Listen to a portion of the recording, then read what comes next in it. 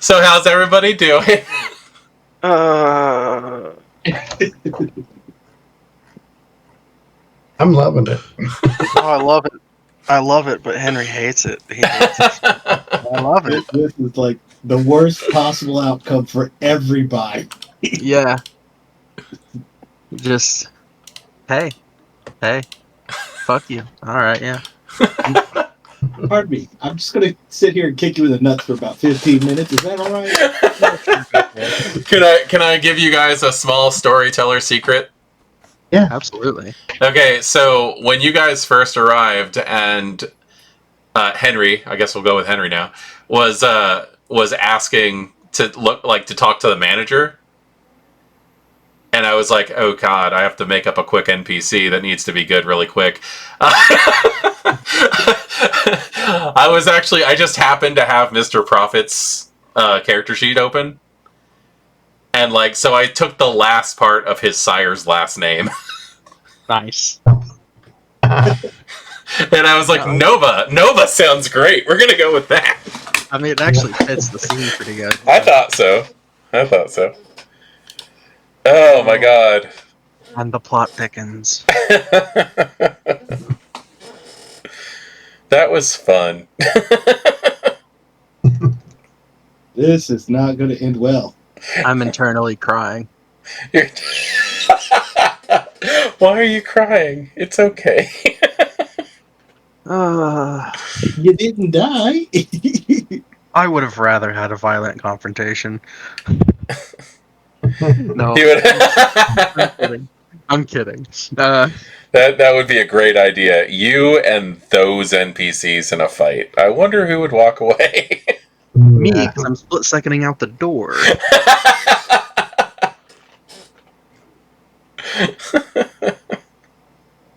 I ain't here for the inverse. I'm not here for a good time. I'm here for a long time. Bye. Yeah. My goal is to survive. Yeah, you guys were in the room talking, and I was just like, where is this night gonna go? Yeah, fuck it. Let's get fire involved. I was like, you want to get nuts? Let's get nuts. Yeah, my head is spinning with the amount of like a lot of it is I'm doing it to myself because it's like Henry's like, okay, this is a problem. How do I deal with this problem? Well, we could all just get out of here, or we could fight it out. And I didn't pick the fight, so I don't like that idea. Let's get out of here. Yeah. Okay, cool. We can't leave. All right, cool. Now that she's talking to us, and it's really tense and a little petty back and forth, I'm down for that. I'm comfortable with that. And then she hits me with the whammy of you don't know shit, son. And now I'm like, oh no, here we go. Was whelp a little bit too much? No, it was great. It was great. It was absolutely on character too. Oh my god. I was sitting here, I was like, how am I gonna throw this at them? And I was like, oh, Lily, let's just fucking throw Lily in there. She's fun. I'm so sorry, I had to dash. Oh, hey! No, I'm glad you're back, and people can actually tell you what happened, and I don't have to later, so that's great. Man. I'm still processing if somebody else wants to fill that before it ends. Hey, Benny. You saw that sword? That sword that guy had? Yep. That sword was hungry. The sword was hungry. Like Michael Moorcock's Stormbringer hungry. Sweet. I don't think I could take it from him. So. Out of character, I don't know Lily. Is that like a canon NPC? Yeah, actually. Really? Lily, Sam. Okay, well, let's just see. Going through the NPCs that you guys saw today, there was Lily, Sam, Wilhelm, Christoph, Aneska, and Ekaterina. Aneska, that was okay. I thought Lily was actually Aneska. No, not Aneska. Oh my gosh. The one lady was okay. Sorry. What? Aska was Kristoff's love. Lily is the Cappadocian, right? No, that's Serena. No, Serena. I was thinking that Lily was Serena. I'm not going to touch Serena because from what I understand, she actually pops up in Beckett's Jihad journal. And I have no idea what the hell's going on with her in the Modern Knights. And so until I read that, I'm not messing with that character. I love that character too much. Oh man, I need to probably reread that chapter with her in it because I read that thing like twice over. Yeah. And I still don't retain like half of it. Yeah, it's a hell of a book. No, in the Modern Knights part of Redemption, Kristoff's ending coterie is Wilhelm, Sam, the Nosferatu, Lily the Toreador, and himself. And Yeah. now he's incorporated my adversary Natalie in the mix. Yes, Natalie is Aneska. Is Aneska? Yeah. Congratulations. You think you're the only one who's allowed to have a mask? I didn't know. Touche, good sir. Touche. I don't actually know Kristoff. I've never played Redemption, so I don't actually know Kristoff's character. Good, then it's all fun and surprises for you. Yeah. Yeah, that's what's scary. Oh, such a good session. That was a good session. I'm really glad to hear that you guys are enjoying it. Like, I just felt like I was there was just so much, all so fast. And I don't even think Henry knew what to do with it. He was just like, you know what? Witty comebacks all day until we know what we're doing. Oh gosh.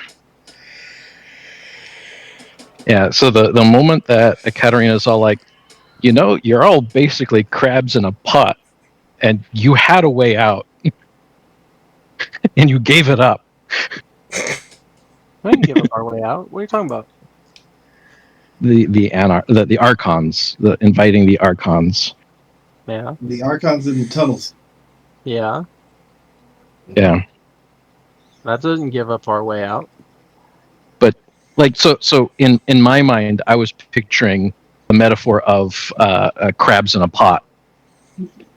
And so when you have like power structures like the Camarilla, sorry, going by right now, they're liable to prevent people from leaving because they have these ulterior motives. Mm-hmm. And so the idea there is that, are you actually important enough for them to let you out?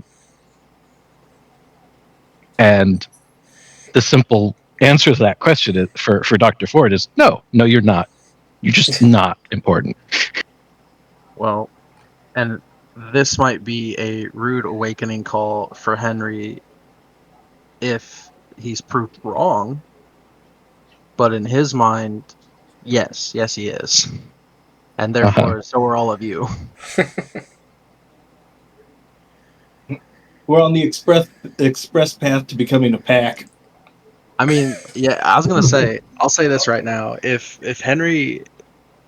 Lucinda and the Inner Council do Henry dirty, like, there's a chance he could defect, you know? Oh my gosh, they can give it like that though. Of all of us becoming a pack. Oh gosh. That would be such an interesting turn.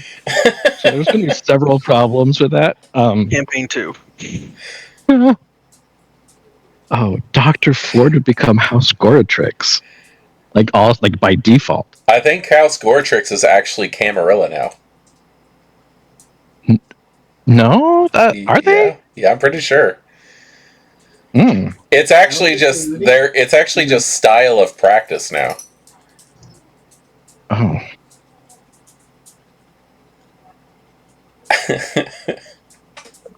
After the the Valdry will still impact her the same way as it would any other Tremere. Possibly. Wouldn't it? Possibly. Oh. Okay, wonderful. I want to point this straight out right now. Your storyteller is not trying to force you guys into playing a Sabbat game. I did not sign up for that.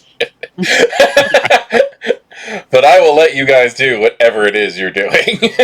No, I was just saying, like, from the perspective of what Dago was saying, like, asking yourself, are you important enough to be let out of here? And, like, in Henry's mind, the answer is, well, yeah, like, I have a really important position, and therefore all of my auditors have an important position, so yeah, they should get out too. How long have you been an Archon? An Alistair? An Alistair? Well, 23 years? 23 years? A weekend. 26 years? It's equivalent to a weekend. So you have been an Alistair twice as long as normal Kindred are allowed to be Archons. Yeah. Oh, Like you have seen a regime change. Yeah. I'm just putting that out there. So is that saying I'm not important? I didn't say that. You need to come up to your own conclusions. But Well, no, I don't actually. I didn't know that Archons have term limits.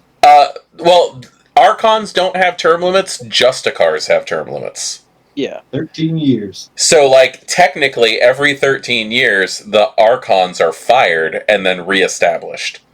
Gotcha. Like whoever takes over as a Justicar gets to decide whether or not they're going to keep the Archons or not. I gotcha. Okay.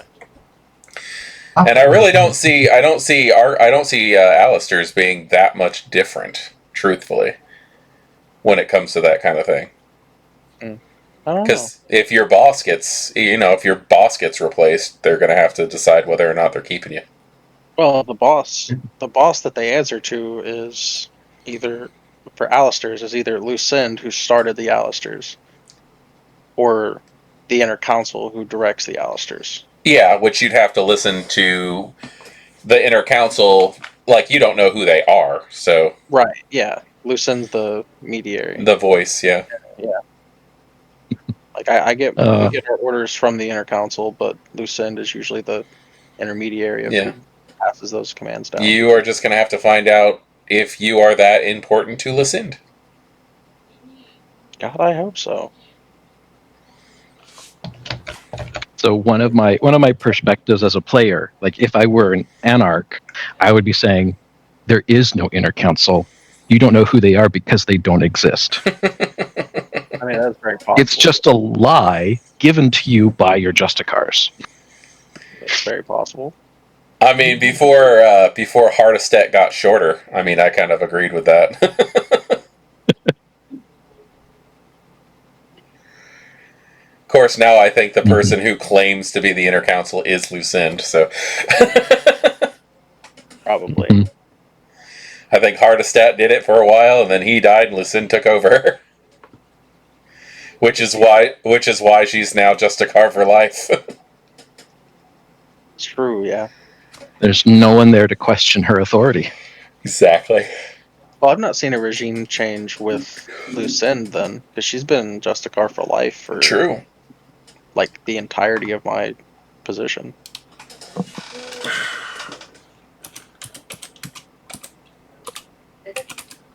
Actually, when did she become Justicar for life? That was recent. Was I it? thought it was like 2013. It was around the fall of London. Lucind became the Justicar for Unlife. Not Justicar for Life, it's Justicar for Unlife. In 2018. Okay. Yeah. Oh, So, I was working with Lucind under her position as the Red Alistair. Yes. And then she became the Justicar for Unlife, and then my job got a lot more complicated. Shit rolls downhill. Yep. Oh my So god. I'm trying to remember what the last thing I recall before I had to jump ship.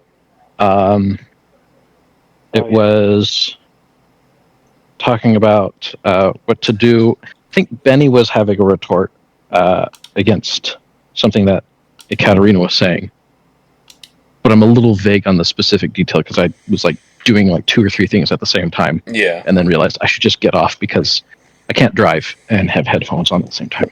True. Uh, Safety yeah. first. Yeah. I think that it boiled down to a Katarina mic dropping Henry on the She fact dropped that Henry. no, she mic dropped Henry. Oh. She hit me with the mic drop, which irks the inner Toreador in him that he didn't get the last word. Mhm. But it boiled down to Benny telling her like she needs to, as the eldest in the city, she needs to be like it's her responsibility. She said, "What do you think I'm doing here, talking to you now?" And then Like the licks telling her to do her job, and she's like, "You are making it harder." Thank you.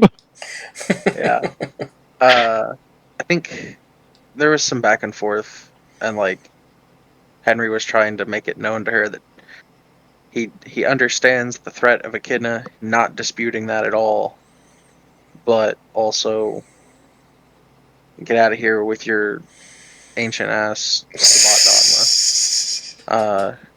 She continued to. Were you there when she called him a whelp? Yes, she Okay. called him a whelp and said the Sabbat are fighting on the front lines. Yeah. And there was this back and forth about the masquerade, basically saying, we only did it because we had to Yeah. make you guys weaker. Just like, okay, that's all well and dandy. But now her motive is to save as much kindred life as possible, which is like, okay, I all really wanted right, to hit her with interesting the word flex. kindred lives. We're not living. We. Oh God, fucking Camarilla. Unlive.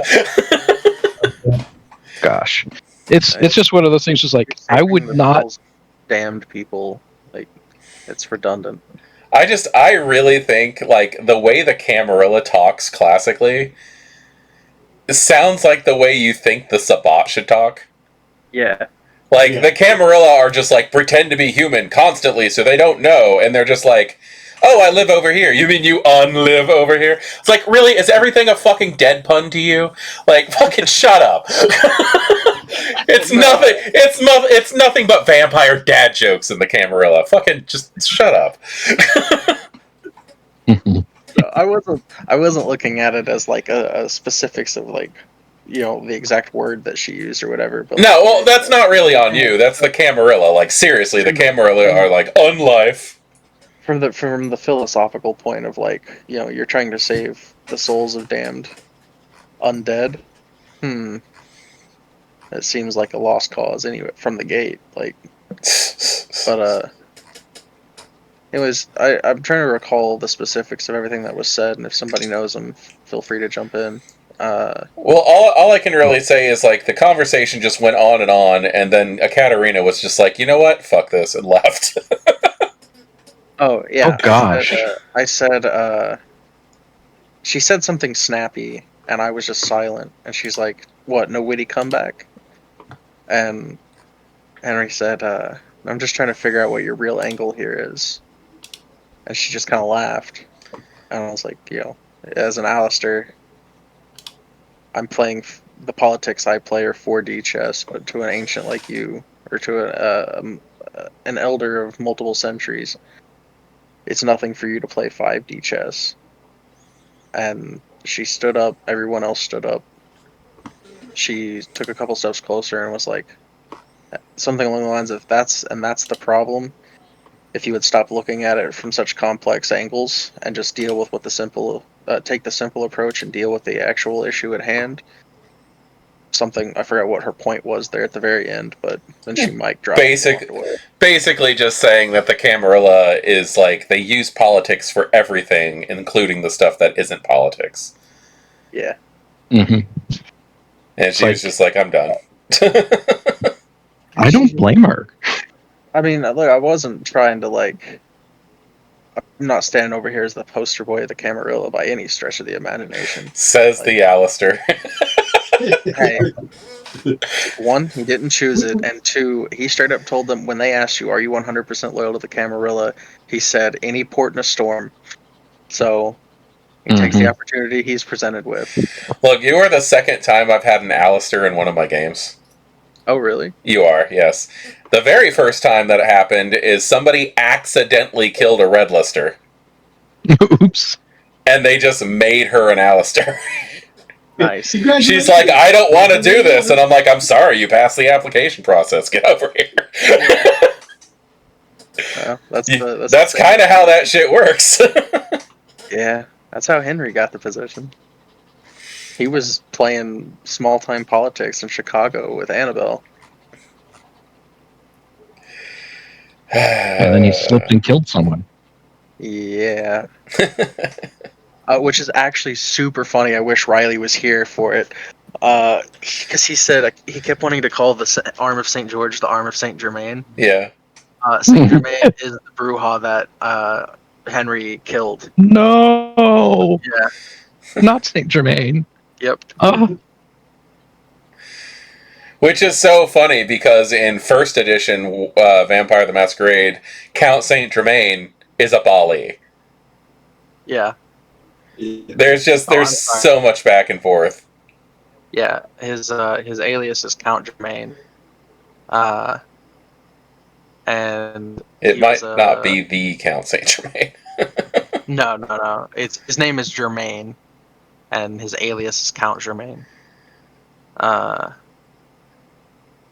if I remember correctly, he just kind of he went to the Chicago in the 90s, became friends with Damien, and then just kind of filtered out of the lore.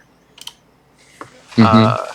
And the reason he filtered out of the lore, as far as I'm concerned, is because Henry went to blow up a building of Damien's on orders of Annabelle, and Germain was in the building. You killed the generic off-brand Count Saint Germain. Pretty much. But he was on the red list, so that's was enough. all that counts. That's all that mattered. He wasn't even doing it himself, and he didn't even do it with his own hands. But he was the one that set the detonation. So it was on him. Congratulations. I hit a button and found myself in a very, very dangerous yet prestigious promotion. Mm-hmm. So are we going to take up Ekaterina's proposal to hunt down Echidna? Or what are we doing as a coterie? Do we know?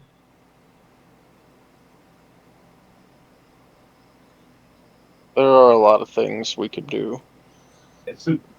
We could do like the split up thing where we all go our separate ways and split the party and make Mekhet's life terrible. I'd say we probably shouldn't. You guys can do whatever you want. Evacuate the city first. It's fun. Here's the issue that I'm running into as Henry. Mm-hmm. The only words that we have to go on that this bigger anathema, in measurements of who's on the red list, sets higher than Ekaterina. So maybe, if we're focused on killing Echidna, we're not focused on killing Ekaterina and interfering with her plans. And if we're evacuating the city, then we're not here to stop the Sabbat from just hiding underneath the city and developing a stronghold. So it's that's the political angle that Henry's looking at it from, is if he makes the effort to evacuate as many Kindred as he can, it's not really his decision in the first place, but if he pushes for it, if he supports the idea, whether we go after Echidna or not,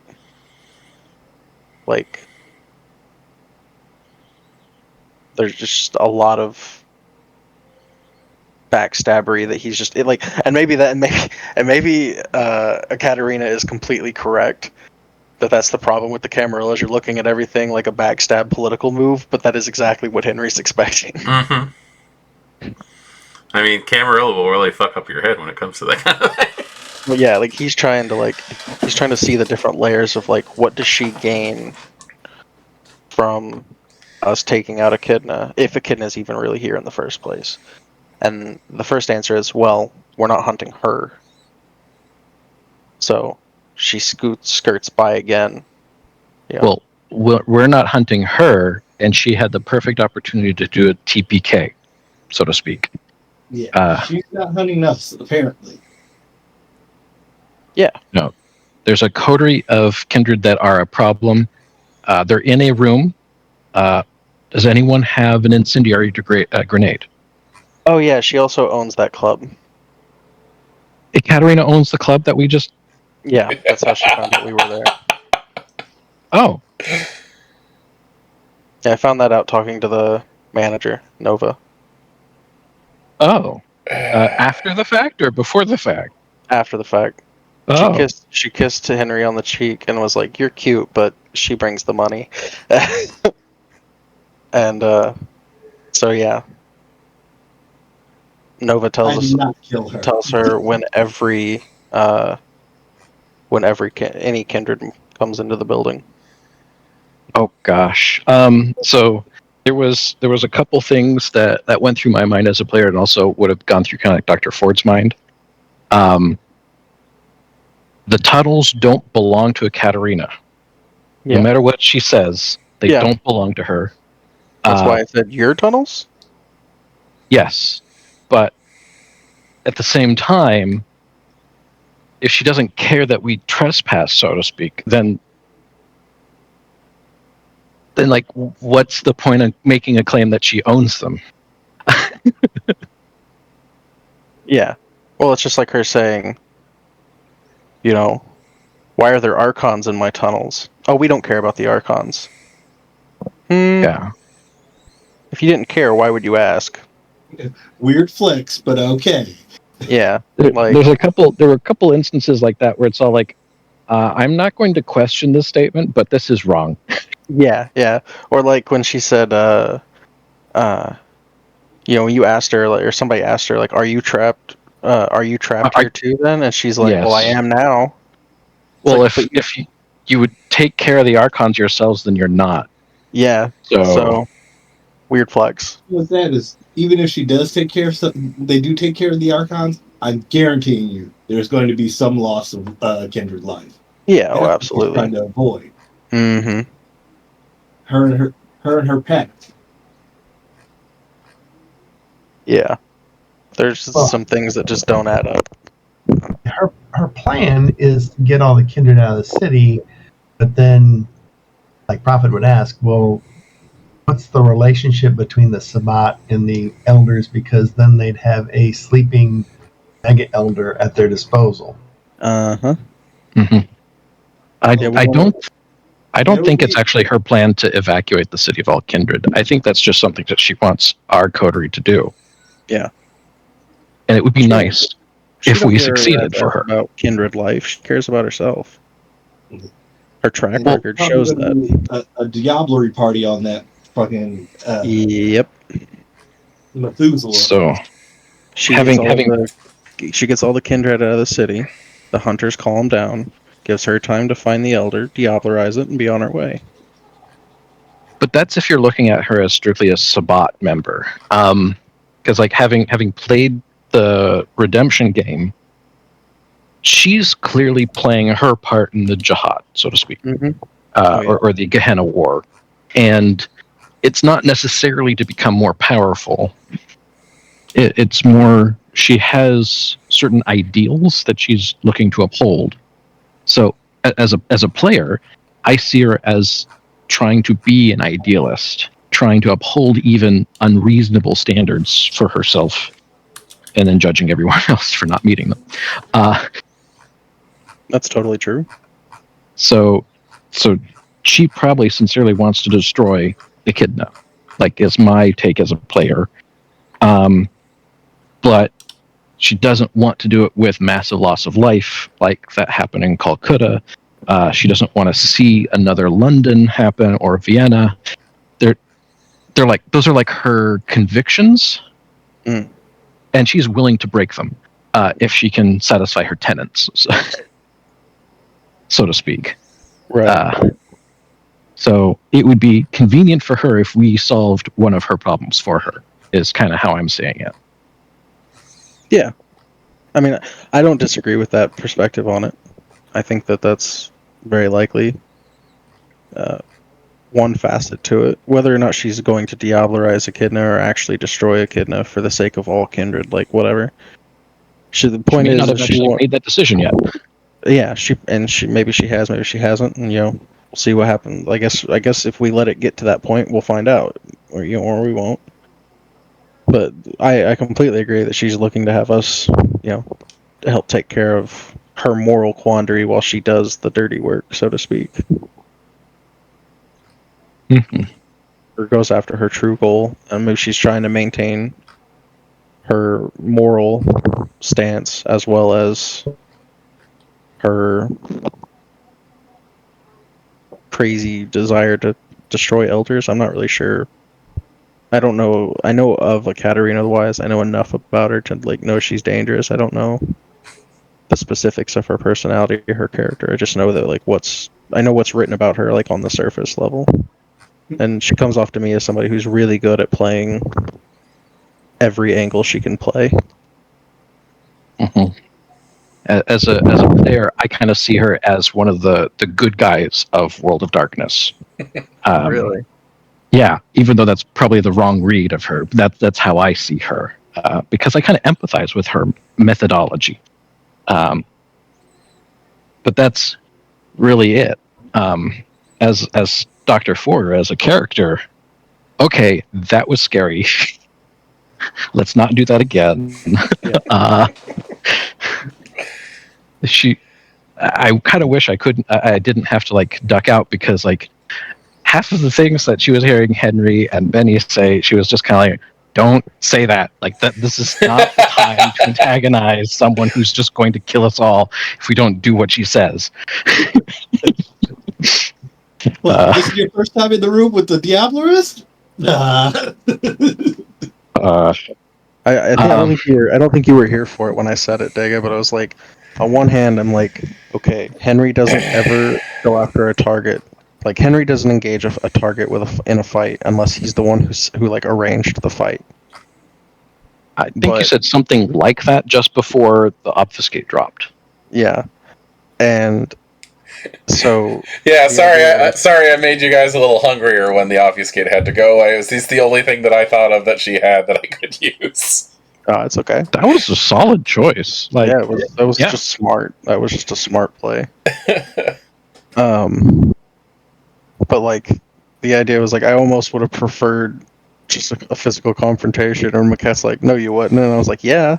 And he's no one's gonna live. Or somebody said, yeah, who's gonna live in that situation? And I was me. I got split second. I'm out of here. Yeah, I got 2 strength. I'll take one of you with me, and we're getting the hell out of there. Yeah, Dr. Ford would not have survived any confrontation at all. I'd have been time to add a Tremere to our pack. Vinny is not exactly a physically violent person. Yeah. Yeah. If you ignore the Dr. Ford almost dying, Henry get a wound on his hand. I was surprised that that they didn't reveal any kind of knowledge about what we did in the tunnels, or anything more specific other than you were in there, weren't you, kind of thing.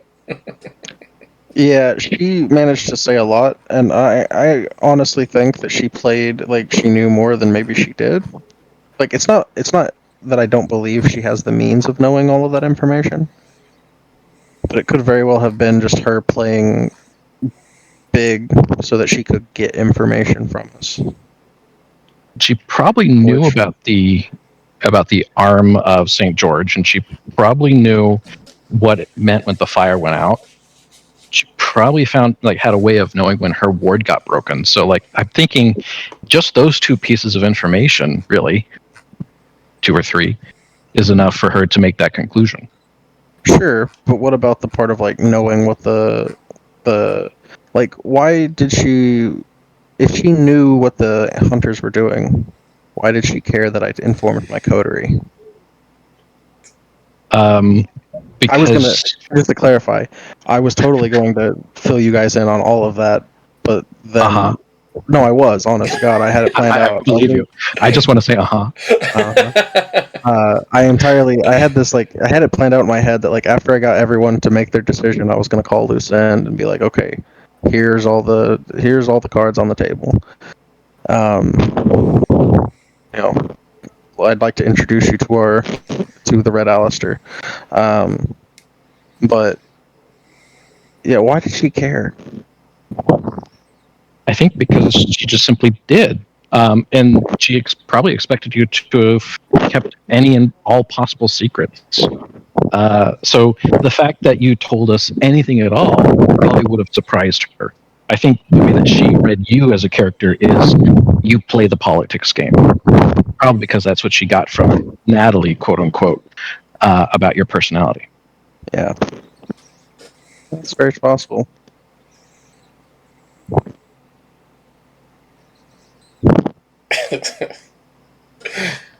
I'm just amused.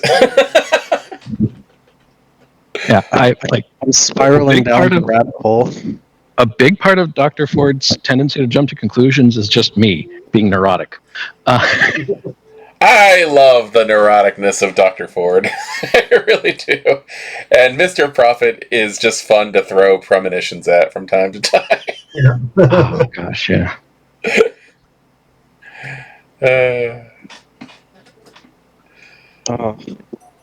I feel like I'm just falling down the rabbit hole. What if this is really her plan? Ooh, but maybe it's I'm just going down the rabbit hole. What is she really after?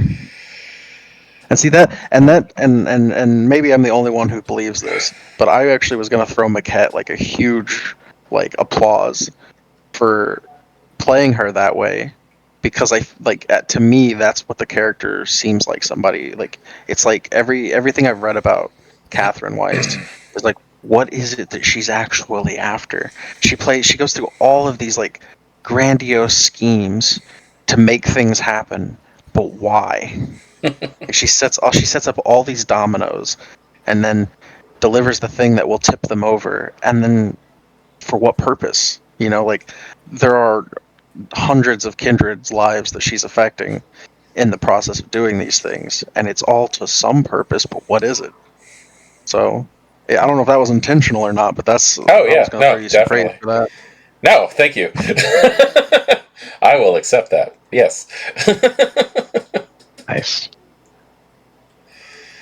Yeah, Catherine Weiss or Katarina the Wise, whatever. She's one of the NPCs I've loved using. She's just fun. She's right up there with Sasha Vikos for me. You know what? I hate Vikos. Cannot stand that character. I piss people off. I surprise people. I'm worst Zamitzi ever. I cannot stand Vikos. Blew my mind when I heard you say that. That's why I like them, is because they are not a Zamitzi first. No, she's not. She's a fucking Tremere. Very much so. Absolutely. I have an issue with how much shit they tried to shove into that character. That's really my big issue. Is come on, people. She was a Zamitzi Revenant from a rich family who was studying to become a Tremere before the Tremere were vampires. But then she got sold to the Zamitzi because Gortrix was jealous. And then instead of getting killed or turned into a Shlaka, Micah was turned into a Zamitzi. And now there's all these freaking weird rivalries and shit like that. And I'm just ugh. Sasha Vikos is the Forrest Gump of Vampire the Masquerade. That's one way of putting it. That is a stance, and I need it on a t-shirt. Boiled shrimp. I just see Mekhet sitting. I want someone to Photoshop a picture, Photoshop Mekhet at that table that's got the sign that says so and so and so. Change my mind. Yeah, Sasha Vikos is the Forrest Gump of Vampire the Masquerade. Change my mind. Oh, man, yeah. I mean, I could probably make that. I might have to. You should. That should be your new profile picture. Oh, look, time for you to get a merch shop. Yeah. Oh yeah, there you go. Time to get a merch shop. That's amazing.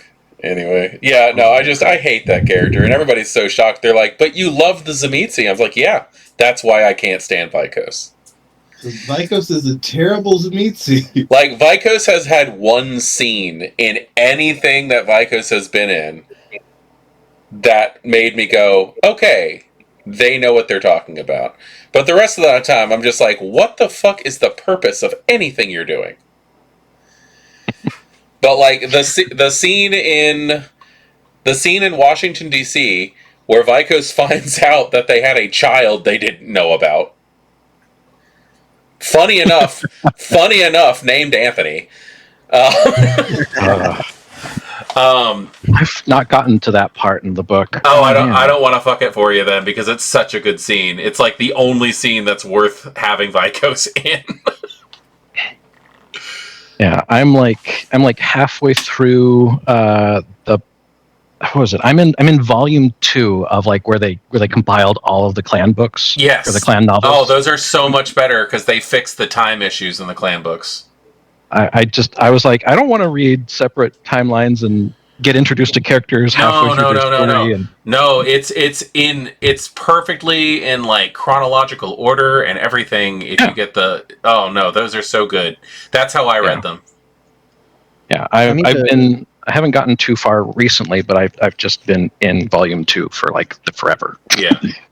I didn't know that they had volumes of the actual like all the stories, so I'm gonna have to look into getting me some PDFs of those or something. Cause I'll send you. I'll send you some. I don't have PDFs, but I can at least show. I can at least send you the actual like information about those specific 4 books. Okay.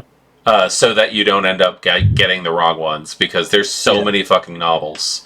But the 4 combined books that are of the 13 clan novels is so good. Yeah, the first volume is just called The Fall of Atlanta. So I think it's like I'm trying to remember what the full name of it is. Yeah, but basically if you look for like volume 1, Fall of Atlanta, then you'll be able to find the rest that way. Okay. Yeah, I'll have to give those a read, because I know that the only thing about the Fall of Atlanta series that I know is some of the Victoria Ash stuff, and I know that she runs into Vikos while she's there. Yeah, I think. Yeah, those scenes kind of get pretty crazy, because Vikos basically hands her over to be tortured, and they're like, "Okay, now we're going to describe the torture." It's like, "Oh, okay." Yeah, it's pretty dirty. I love it. My favorite part, though, is when she escapes and how she has to deal physically with the torture. Oh man, how she deals emotionally with the torture is better.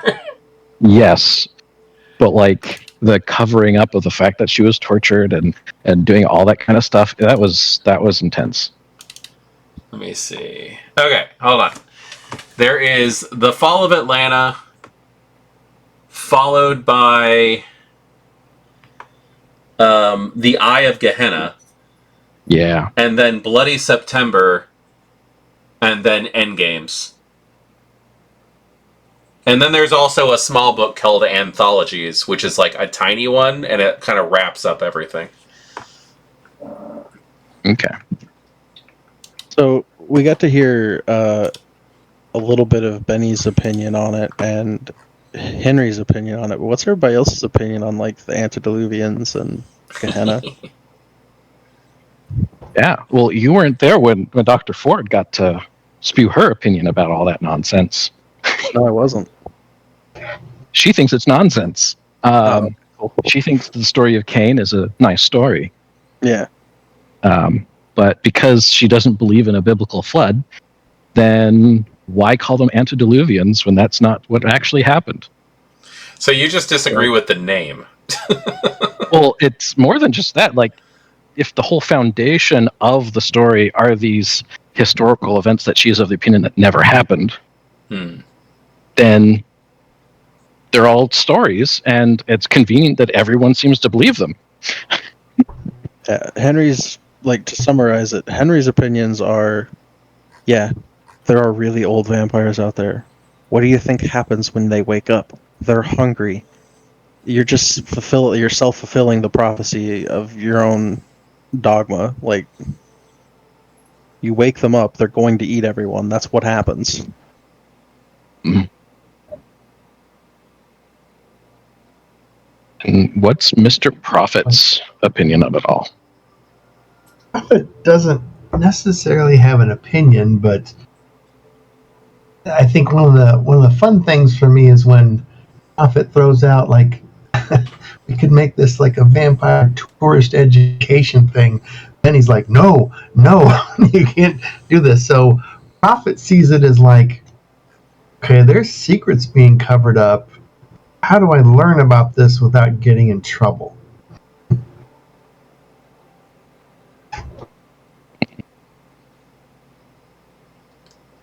Well, just don't tell anyone. Right.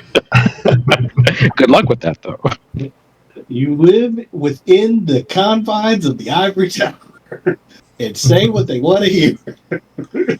That's what I love about Vampire the Masquerade, is that, like, the Camarilla are like, the Sabbat are a bunch of brainwashed zealots who believe in that, and monsters who believe that, you know, God and Cain and the antediluvians, yada yada yada yada. And then the Sabbat are like, the Camarilla are a bunch of brainwashed idiots who don't believe in Cain and God and the antediluvians and yada yada yada. Like, I love that. I mean, the Anarchs are kind of the same. Yeah.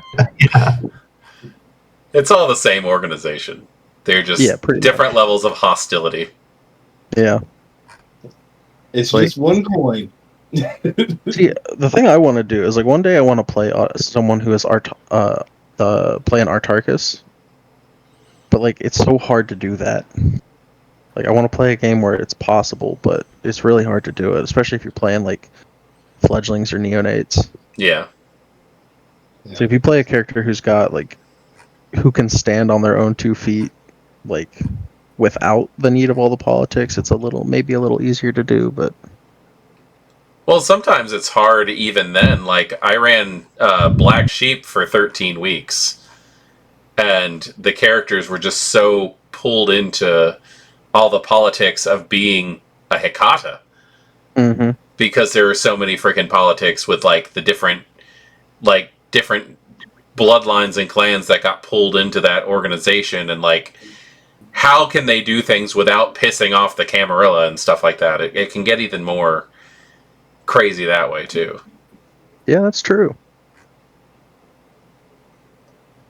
Then he was embraced as an Autarchus freaking Bano Akeem, and then they transitioned over into being Camarilla. Yeah. He's like, I don't know sometimes. What am I supposed to say here? Well, when half your clan decides that they're going to try to eat you. Yeah. Not even half, just one really old one. Yeah, but all the ones that decide that they're going to worship him, you know, like, ugh.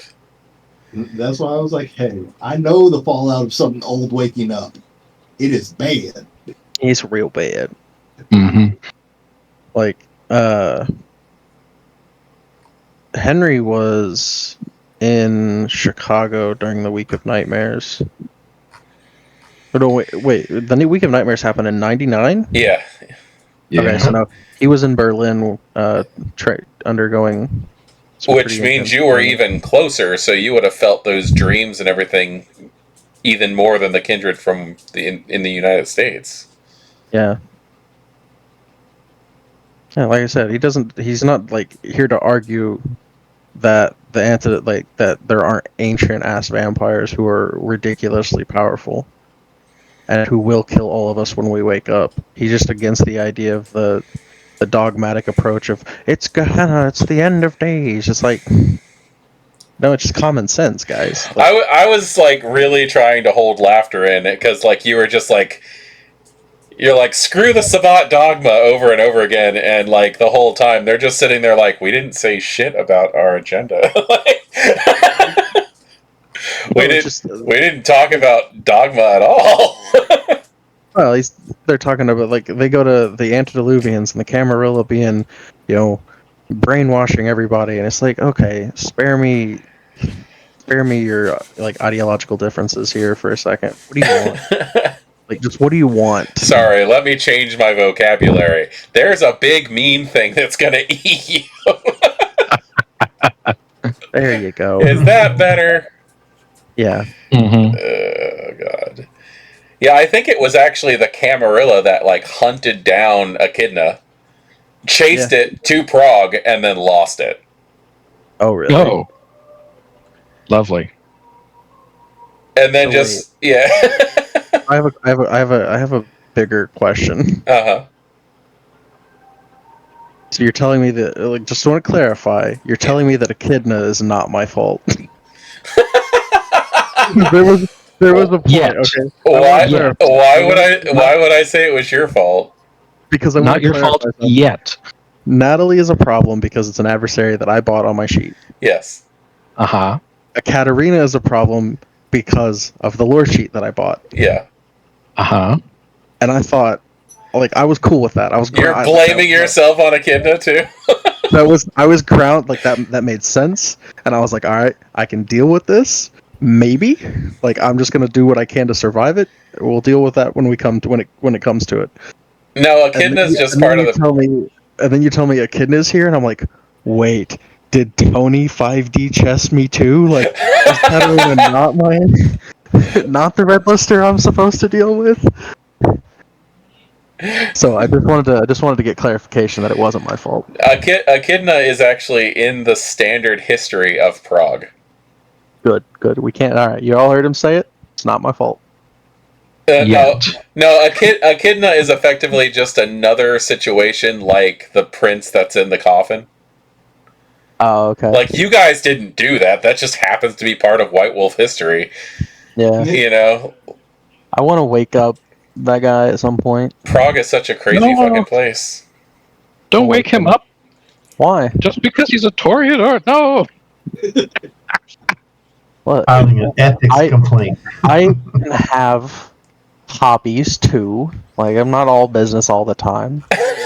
What is your hobby with a sleeping elder? Don't ask questions you don't want the answer to. No, it's kind of like that, like on that Carmelita Nelson type. It's on the Carmelita Nelson type beat. Like, yeah. Like I thought this would be like a movie called Romancing the Corpse or something like that. I don't know. I'm not a Hakata. Get out of here. Yeah, I this is completely off topic, kind of, but like I really appreciated the interrogation question. Is what clan are you? I'm like, I'm Toreador. Like, obviously. Well, technically, the way that you would answer a number of the questions previous to that left that a little bit up in the air. That's fair. Adopted sire, yeah. I think it's funny because, like, for years... was a Toreador. For years, like, when I first started playing game and stuff, I was, like... people always told me, like, that they didn't believe the Toreador clan actually existed. They're all just set... It's a Setite... It's a Setite conspiracy. Well, it is. Yeah. I actually, Benny asked me last week. He's like, "Are you even a Toreador?" And I'm like, "Yeah." And he's like, "I was like, or you know, maybe I'm a Setite." in one of the first games that I ever played in, there was a character who was a Malkavian who came into game with a Are you okay? I just got run over by a kid. Oh. I've been there. I understand. But there was a Malkavian in the game who happened to have a notebook, like a spiral notebook with a rose on it. And she was just sitting there, like, doodling and taking notes because she was bored because Malkavian doesn't want to be in this fucking Elysium. And, like, there was nobody, like, representing Clan Toreador. So, like, everybody looked at her and went, she's drawing on a notebook with a rose on it. She's the new Clan Primogen for Toreador. And that was it. Oh, no. So this Malkavian was the Toreador Primogen for almost 6 months. Wow. Oops. And then everybody asked her, they're like, why would you do that if you're Toreador? She's like, nah, I'm not a Malkavian. I never said I was Toreador. You just assumed. She had no idea what the hell they were talking about. That's amazing.